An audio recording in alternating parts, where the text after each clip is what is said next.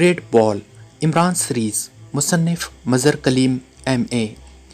मेज़ पर रखे एक छोटे से खूबसूरत डब्बे में से अचानक ऐसी आवाज़ सुनाई दी जैसे टेलीफोन की घंटी बजती है।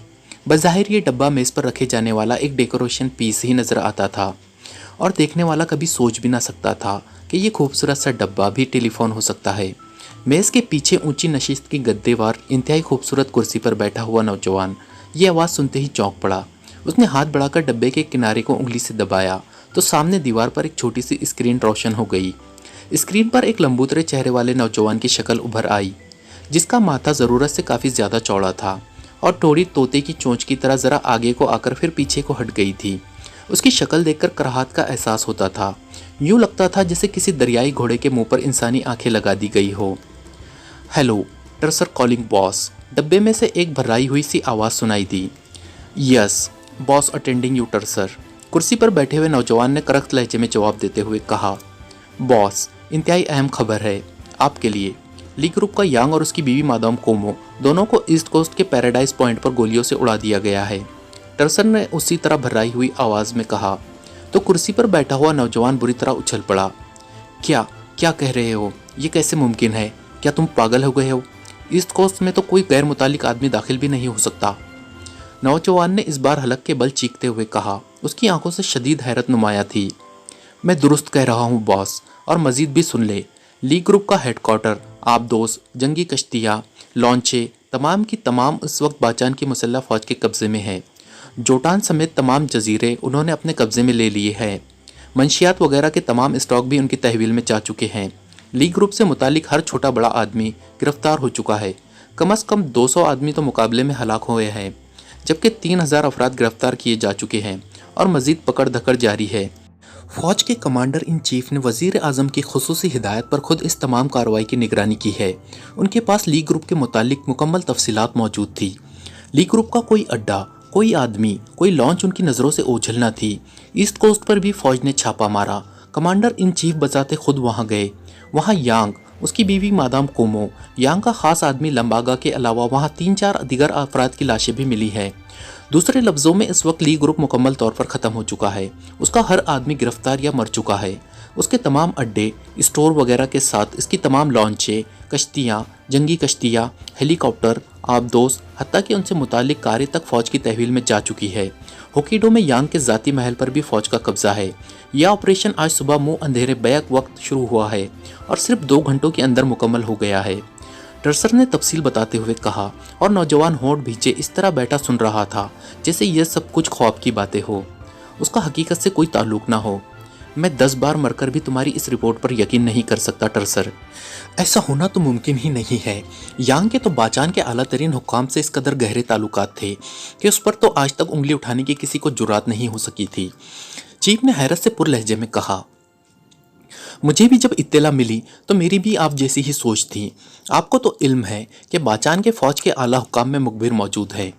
चुनांचे मैंने जब इन बाएतमाद मुखबिरों से रब्ता कायम किया तो मालूम हुआ कि रिपोर्ट हरफ ब हरफ दुरुस्त है। ऐसा हो चुका है, टर्सर ने जवाब दिया। लेकिन ऐसा कैसे मुमकिन हो गया? तुमने इस बारे में कोई रिपोर्ट हासिल की? क्योंकि ये इस कदर अहम मसला है कि मुझे फौरी तौर पर चीफ बॉस को मुकम्मल इत्तलात देनी होगी, और तुम जानते हो कि चीफ बॉस के सामने गलत बयानी का क्या नतीजा निकल सकता है, बॉस ने होंठ चबाते हुए कहा। यस बॉस, मुझे मालूम है। मैंने आपको कॉल करने से पहले पूरी तफसीलात हासिल कर ली हैं। फौज की इस सारी कार्रवाई की बुनियाद एक शख्स सलागो की ज़ात बनी है। सलागो किसी ज़माने में एक बड़ा मुजरिम था, लेकिन फिर वो बीमार हो गया और काफ़ी अरसा बीमार रहने के बाद उसका जहन बदल गया। उसने जुराइम की राह छोड़कर जुराइम के खात्मे की राह अपना ली। उसने एक एजेंसी कायम कर रखी है जिसे सलागो एड कहा जाता है। इस एजेंसी की वजह से सलागो लोगों को जुराइम से बिला मुआवजा तहफ़्फ़ुज़ देता है, छोटे छोटे मुजरिमों के खिलाफ तहफ़्फ़ुज़, लेकिन आज तक किसी बड़ी तंजीम का रास्ता न काटा था, इसलिए उसकी बज़ाहिर कोई अहमियत ना थी। फिर उसकी मुलाकात पाकिस्तान से आने वाले एक ग्रुप से हो गई। इस ग्रुप में एक स्विस नज़ाद औरत और पाकिस्तानी मर्द थे। इसके लीडर का नाम अली इमरान बताया गया है। ये अली इमरान और उसके साथी ली ग्रुप के चीफ यांग से कुछ मालूमात हासिल करना चाहते थे, लेकिन यांग की बजाय उसकी बीवी मादाम कोमो यांग के चीदा चीदा आदमियों पर मबनी एक ग्रुप बनाकर उसके मुकाबले पर उतर आई। इस ग्रुप, जिसे मादाम कोमो ग्रुप कहा जाने लगा, ने पहले इमरान को होटल से अगवा करके जजीरा जोटान पहुंचा दिया जहां मादाम कोमो मौजूद थी। लेकिन फिर इमरान वहां से निकल गया और उसके साथी भी वहां पहुंच गए वहाँ इस इमरान और उसके साथियों की जोटान में मौजूद ली ग्रुप के आदमियों से इंतहाई खौफनाक मुकाबला हुआ, जिसमें इमरान के कई साथी शदीद जख्मी हो गए, लेकिन बाकी बचकर फरार हो गए। कोमो ग्रुप ने उनकी तलाश जारी रखी और उसके बाद उन लोगों को यहूदियों के क्लब संग हैंग में घेर लिया गया और क्लब पर बमों की बारिश करके उसे मुकम्मल तौर पर तबाह व बर्बाद कर दिया गया। इस तरह यह समझ लिया गया कि इमरान और उसके साथी ख़त्म हो गए हैं। इस फतेह का जश्न मनाने के लिए मादाम कोमो और यांग पैराडाइज पॉइंट चले गए, मगर इमरान और उसके साथी पहले ही इस क्लब से निकल गए थे। चुनांचे न सिर्फ वो बच गए बल्कि कोमो ग्रुप का लीडर भी उनकी नज़रों में आ गया और वो लोग उस पर चढ़ दौड़े और फिर उस पर तशद्दुद करके उन्होंने मादाम कोमो और यांग का पता मालूम किया और वहाँ ईस्ट कोस्ट पहुँच गए। वहाँ उनके दरमियान खौफनाक जंग हुई और इस जंग में यांग और कोमो और यांग के सारे आदमी मारे गए। वहाँ से उनके हाथ ऐसे कागजात आए जिनमें ली ग्रुप के अड्डों और आदमियों की मुकम्मल तफसीलात मौजूद थी। चुनांचे ये कागजात उस सलागों के जरिए बराह रास्त वज़ीर आज़म तक पहुँचे और वज़ीर आज़म ने कमांडर इन चीफ को बुलाकर मखसूस हिदायत दी और उसके नतीजे में ली ग्रुप के खिलाफ एक्शन हुआ और सारा ग्रुप ख़त्म हो गया। टर्सर ने पूरी तफसील बताते हुए कहा, तुम्हें इस कदर तफसीली मालूमात कैसे मिल गई? बॉस ने हैरान होते हुए पूछा। ये तफसीलात वज़ीर आज़म के पर्सनल सेक्रेटरी की वजह से मिली है, वो मेरा ख़ास आदमी है और ये तफसीलात उस सलागों ने वज़ीर आज़म को बताई थी। टर्सर ने जवाब दिया। अब ये सलागो और वो इमरान और उसके साथी कहाँ हैं? बॉस ने होंठ चबाते हुए कहा, ये तो मालूम करना पड़ेगा। अगर आप हुक्म दें तो मैं उन्हें तलाश करूं? टर्सर ने कहा, हाँ, ख़ास तौर पर उस इमरान और उसके साथियों को तलाश करना बेहद ज़रूरी है। और मेरी बात सुन लो, इमरान का ताल्लुक पाकिस्तान सीक्रेट सर्विस से है और उसके साथी यकीनन पाकिस्तान सीक्रेट सर्विस से मुतालिक है और हो सकता है ये सलागो यहाँ बाचान में पाकिस्तान सीक्रेट सर्विस का एजेंट हो। ये लोग दरअसल वाटर पावर के खिलाफ काम करने निकले हैं। जब से हाशिम खान को हमने पाकिस्तान में ख़त्म किया है तब से ये लोग हरकत में आ गए हैं। इसकी इत्तला चीफ बॉस को मिल गई थी। मैंने तो कहा था कि मुझे इन लोगों के खिलाफ हरकत में आने की इजाज़त दी जाए, लेकिन चीफ बॉस ने मुझे मना कर दिया। वो ना चाहते थे कि हम लोग मुकाबले पर आकर ट्रेस हो सके। फिर यांग ने भी जिद की कि वो खुद उनका खात्मा करेगा, इसलिए मेरा सेक्शन खामोश हो गया और अपने आप को ट्रेसिंग से बचाने के लिए हमने फौरी तौर पर लीग ग्रुप से हर किस्म का राब्ता भी ख़त्म कर दिया। इसलिए हमें मालूम ही ना हो सका कि लीग ग्रुप क्या कर रहा है। अगर चीफ बॉस मुझे मना ना करते तो ना सिर्फ लीग ग्रुप का यह हश्र ना होता बल्कि हम बड़ी आसानी से उस इमरान और उसके साथियों का भी खात्मा कर देते। लेकिन अब लीग ग्रुप के खात्मे के बाद जाहिर है चीफ बॉस ने यह मिशन हमारे सेक्शन के ज़िम्मे लगाना है, इसलिए तुम फौरी तौर पर उनको ट्रेस करो ताकि मैं चीफ बॉस से इजाज़त लेते ही भूखे भेड़िए की तरह उन पर झपट पड़ूँ। नौजवान ने तेज़ लहजे में कहा, ओह तो ये बात है, ठीक है, मैं उन्हें आसानी से ट्रेस कर लूँगा। बाचान में उड़ने वाली मक्खी भी टर्सर की नज़रों से गायब नहीं हो सकती। टर्सर ने जवाब दिया, मुझे मालूम है। ओके, जैसे ये ट्रेस हो मुझे फौरी रिपोर्ट देना, तुमने खुद कोई हरकत नहीं करनी। बॉस ने कदरे तल्ख लहजे में कहा, आपको कहने की ज़रूरत ही नहीं थी बॉस, मेरे सेक्शन का काम तो सिर्फ मालूमात हासिल करना है, मैं उनके खिलाफ क्या हरकत कर सकता हूँ। टर्सर ने कदरे नाखुशगवार लहजे में कहा, तुम मेरा मतलब नहीं समझे टर्सर, ये तो मुझे मालूम है कि तुम्हारा सेक्शन खुफिया रहकर सिर्फ मालूमात हासिल करता है। मेरा मतलब ये कि ये लोग किसी तरह भी मशकूक ना होने पाए। बॉस ने मुस्कुराते हुए जवाब दिया, ठीक है बॉस, आप बेफिक्र रहें, मैं ज़्यादा से ज़्यादा 2 घंटों के अंदर ना सिर्फ उन्हें ट्रेस कर लूँगा बल्कि उनके मुतालिक पूरी तफसीलात भी हासिल कर लूँगा। टर्सर ने जवाब दिया और बॉस ने ओके कहकर डब्बे का किनारा दबा दिया।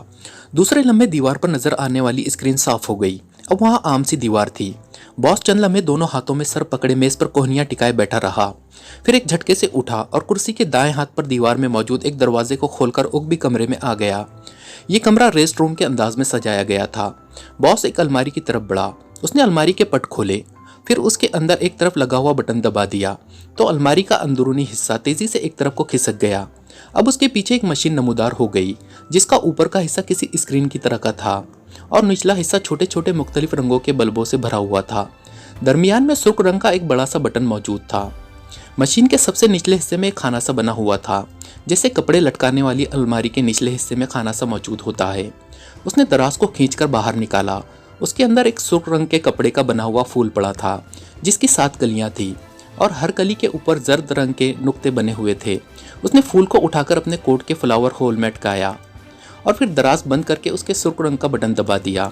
दूसरे लम्हे मशीन में जिंदगी सी जाग उठी और मुख्तलिफ रंगों के बेशुमार बल्ब तेज़ी से जलने बुझने लगे। मशीन पर मौजूद स्क्रीन भी एक झमाके से रोशन हो गई। पहले उस पर आड़ी तिरछी लकीरें से नमूदार होती रही, उसके बाद एक झमाके से उस पर एक कमरे का मंजर उभर आया। ये कमरा एक शानदार दफ्तर के अंदाज में सजा हुआ था। लेकिन कमरे में हल्की हल्की धुंध सी फैली हुई थी। नौजवान अपनी जगह पर खामोश और बेहिस व हरकत खड़ा रहा और चंद लम्हों बाद मशीन के एक खाने से सुर्ख रंग की रोशनी की धार निकली और सीधी उस फूल पर पड़ी जो नौजवान के कोट के फ्लावर होल में अटका हुआ था। चंद लम्हों तक ये सुर्ख रंग की रोशनी की धार फूल पर पड़ती रही, उसके बाद गायब हो गई और उसके साथ ही स्क्रीन पर छाई हुई धुंध यकलख्त गायब हो गई और अब स्क्रीन पर किसी कमरे के मंजर की बजाय एक नकाबपोश का चेहरा उभर आया। उसका नकाब गहरे सुर्ख रंग का था, जिस पर आंखों की जगह सुनहरे रंग के 2 दायरे बने हुए थे। आंखें नजर ना आ रही थी। Hello chief boss, water prince 3 calling. नकाबपोश का चेहरा नमूदार होते ही नौजवान ने बड़े मौदबाना लहजे में कहा, यस चीफ बॉस अटेंडिंग। लेकिन नकाबपोश चेहरा उसी तरह साकित रहा। बॉस, एक अहम तरीन रिपोर्ट देने के लिए कॉल की है, नौजवान ने मौदबाना लहजे में कहा। क्या रिपोर्ट है? चीफ बॉस ने चौंक कर पूछा और जवाब में नौजवान ने टर्सर से मिलने वाली रिपोर्ट की मुकम्मल तफसील बयान कर दी। उसने कोई पॉइंट न छोड़ा, बल्कि ये भी बता दिया कि उसने इमरान और उसके साथियों को ट्रेस करने का हुक्म भी दे दिया है। इसका मतलब है कि पाकिस्तान सीक्रेट सर्विस के सामने ये यांग बेबस रहा है। चीफ बॉस ने हुंकारा भरते हुए कहा, यस बॉस, लेकिन सेक्शन 3 बेबस नहीं हो सकता।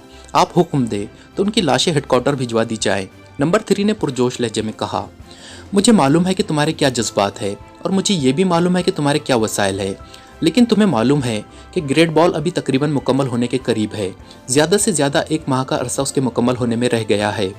यांग ने ग्रेट बॉल के लिए कुछ सामान ज़रूर सप्लाई किया है और वो ग्रेट बॉल का नाम भी जानता है, लेकिन ग्रेट बॉल कहाँ है और क्या है इसके बारे में उसे कुछ मालूम न था।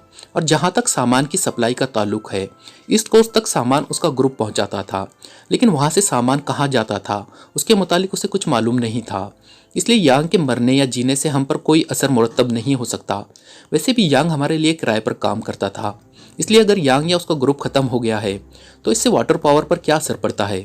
चीफ बॉस ने इंतहाई सर्द लहजे में बात करते हुए कहा और नंबर 3 के चेहरे पर कदरे हैरत के आसार नमूदार हो गए। आपका मतलब है बॉस कि पाकिस्तान सीक्रेट सर्विस के खिलाफ कोई कार्रवाई न की जाए? नंबर 3 के लहजे में बेयकीनी और हैरत का उनसर नुमाया था। हाँ, मुझे तुम्हारी यही जहानत पसंद है कि तुम बात को फौरन पिक कर लेते हो। सुनो, हमें लीग ग्रुप के खात्मे पर जज्बात में आकर उन लोगों से टकराने से क्या फ़ायदा हासिल होगा? हमारी तंजीम के मकासद बेहद बुलंद है, हमें इन छोटी छोटी बातों में नहीं आना चाहिए। वाटर पावर को बराह रास्त कोई खतरा नहीं है, क्योंकि ये इमरान और Pakistan secret service lakh sir पट के वाटर पावर के मुतालिक उसे ज़रा सा क्लू भी नहीं मिल सकता। हाँ, अगर हमारा कोई सेक्शन बराह रास्त उसके मुकाबले पर आ गया तो फिर सूरत हाल दूसरी हो सकती है। अगर ये लोग ख़त्म हो गए तो उनकी जगह दूसरे आदमी ले लेंगे, क्योंकि ये कोई प्राइवेट तंजीम तो नहीं है कि इन लोगों के खात्मे के साथ ही तंजीम भी ख़त्म हो जाएगी। इनका ताल्लुक हुकूमत पाकिस्तान से है और इन लोगों के खात्मे से हुकूमत पाकिस्तान ख़त्म नहीं हो सकती। नतीजा जाहिर है कि वाटर पावर के खिलाफ एक ना ख़त्म होने वाला सिलसिला शुरू हो जाएगा और उसके साथ ही यकीनन वाटर पावर भी दुनिया के सामने आ जाएगा। हालांकि ग्रेट बॉल मुकम्मल होने और फर्स्ट मिशन मुकम्मल होने तक हम ऐसा नहीं चाहते। फर्स्ट मिशन जानते हो ना? चीफ बॉस ने पूरी तफसील से बात करते हुए कहा। यस बॉस, फर्स्ट मिशन में 11 अहम मुस्लिम ममालिक को समंदरी सैलाब से तबाह किया जाना है। नंबर 3 ने फ़ौरन जवाब देते हुए कहा, यस, ये फर्स्ट मिशन इंतहाई अहम है। जब तक ये 11 मुस्लिम ममालिक सफ़े हस्ती से नाबूद नहीं हो जाते, यहूदियों का कब्ज़ा पूरी दुनिया पर नहीं हो सकता, क्योंकि यहूदियों के असल मुखालिफ ये मुसलमान हैं और इन्हीं 11 इस्लामी ममालिक के मुसलमान ही हमेशा यहूदियों के अजीम मिशन के खिलाफ रुकावट बनते रहे हैं।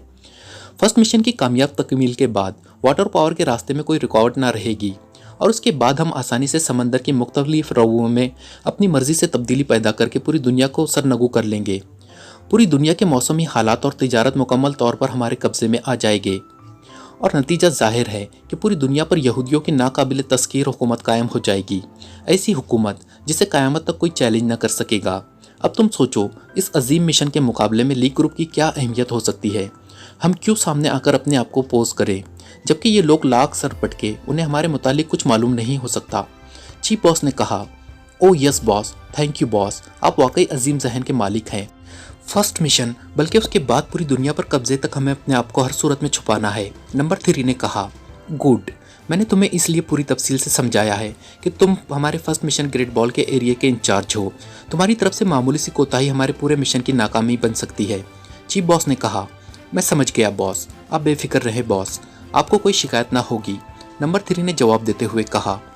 ठीक है, मुकम्मल तौर पर अपने आप को कीमोफ्लाज कर लो, किसी किस्म की कोई लीकेज नहीं होनी चाहिए। अलबत्ता इमरान और उसके साथियों की निगरानी ज़रूर कराओ, लेकिन सिर्फ निगरानी, उससे ज़्यादा कुछ नहीं। और मेरी हिदायत भी नोट कर लो, अगर तुम्हारे ग्रुप का कोई आदमी भी इमरान की नज़रों में आ जाए तो उसे फ़ौरन ख़त्म कर देना। चीफ बॉस ने सख्त लहजे में कहा। यस बॉस, आप बेफिक्र रहे, ऐसा ही होगा। नंबर 3 ने जवाब दिया और मशीन से ओके का लफ्ज़ सुनाई दिया और स्क्रीन तारीक हो गई और उसके साथ ही मशीन के बल्ब भी बुझ गए। नंबर 3 ने एक तवील सांस लेते हुए फ्लावर होल में अटका हुआ फूल उतारा, खाना खोलकर फूल उसमें रखा और खाना बंद करके उसने बटन दबा दिया और अलमारी को दोबारा असल हालत में लाकर उसने उसके पट बंद किए और आहिस्ता आहिस्ता कदम उठाता वापस अपने दफ्तर में आकर बैठ गया। उसने कुर्सी की ऊंची नशिश से सर टिकाया और आंखें बंद कर ली। अभी उसे इस हालत में बैठे हुए थोड़ी ही देर हुई थी कि मेज़ पर रखे डब्बे में से टेलीफोन की घंटी बजने की आवाज़ सुनाई दी और नंबर 3 ने चौंक कर आंखें खोली और फिर आगे को झुककर उसने डब्बे का किनारा दबा दिया। दूसरे लम्हे सामने दीवार पर स्क्रीन रोशन हो गई और उस पर टर्सर का चेहरा उभर आया। Hello boss, Tarsar calling. Tarsar के लब हिले और आवाज़ उस डब्बे में से बरामद हुई। यस, नंबर 3 ने सपाट लहजे में कहा। बॉस, इमरान और उसके साथियों के मुतालिक सिर्फ इतना मालूम हुआ है कि वो होटल तशानो में ठहरे हुए हैं, लेकिन उनके कमरे लॉक हैं। अगर आप कहें तो उनकी अदम मौजूदगी में उनके कमरों की तलाशी वगैरह ले ली जाए। सलागों के मुतालिक भी मालूम हुआ है कि वो भी उनके साथ ही है। टर्सर ने कहा। नहीं, किसी तलाशी वगैरह लेने की ज़रूरत नहीं है। और सुनो, चीफ बॉस ने इंतहाई सख्ती से हुक्म दिया है कि इमरान और उसके साथियों के सामने हमारे सेक्शन का कोई आदमी किसी सूरत भी जाहिर ना हो, इसलिए तुम सिर्फ उन लोगों की निगरानी दूर दूर से कराओगे, और वो भी बस रस्मी सी। ज़्यादा दिलचस्पी लेने की भी ज़रूरत नहीं है और ना ही ज़्यादा आदमी लगाने की, और जो आदमी लगाओ उनकी भी निगरानी कराओ। अगर निगरानी करने वाला कोई आदमी उनकी नज़रों में आ जाए तो उसे फ़ौरन गोली मार दो। नंबर 3 ने इंतहाई सख्त लहजे में कहा। अपने आदमियों को गोली मरवा दूँ? क्या मतलब बॉस? मैं समझा नहीं। टर्सर के लहजे में बेपनाह हैरत थी। मतलब अच्छी तरह समझ लो, वरना तुम भी मामूली सी गलती से अपनी जान से हाथ धो बैठोगे। चीफ बॉस का इंतहाई सख्त हुक्म है कि हमारे सेक्शन का कोई आदमी इमरान और उसके साथियों की नज़र में किसी तरह ना आए। अगर आए तो चाहे मैं खुद ही क्यों हूँ, मुझे भी फ़ौरन गोली मार दी जाएगी। अब मतलब समझ में आ गया? नंबर 3 ने करक लहजे में कहा। ओ बॉस, अब मैं समझ गया। ठीक है, ऐसा ही होगा। मैं सिर्फ 1-2 आदमी तैनात कर देता हूँ जो सिर्फ होटल की हद तक उनकी निगरानी करेंगे, ताकि उन्हें किसी तरह का भी शक ना पड़ सके। और ये आदमी भी किराए के होंगे जिनका कोई ताल्लुक हमारे सेक्शन से ना होगा। टर्सर ने फ़ौरन ही जवाब दिया। गुड, ऐसा ही होना चाहिए। ज़्यादा दिलचस्पी मत लो, सरसरी सी निगरानी कराओ, नंबर 3 ने कहा और डब्बे के किनारे को दबाकर उसने राब्ता ख़त्म कर दिया। दीवार भी साफ हो गई। काश चीफ बॉस ऐसा हुक्म ना देते तो मैं देखता कि ये इमरान और उसके साथी कितने सांस ले सकते हैं। बहरहाल ठीक है, नंबर 3 ने बड़बड़ाते हुए कहा और फिर कुर्सी से उठ खड़ा हुआ। उसके चेहरे पर बोरियत के आसार नुमाया थे।